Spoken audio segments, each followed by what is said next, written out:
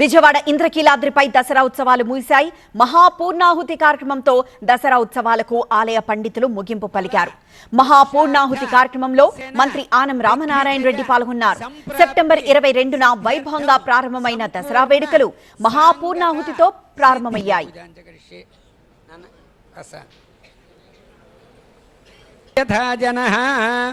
ఓం నమః సోమాయ చ రుద్రాయ చ నమస్తామ్రాజ చారుణాజ చ నమః శంఖాజ చ పశుపతయే చ నమః ఉగ్రాజ చ భీమాజ. దసరా నేపథ్యంలో ఇంద్రకీలాద్రిపై భక్తుల రద్దీ కొనసాగుతోంది. దుర్గమ్మ దర్శనం కోసం భక్తులు పోటెత్తారు.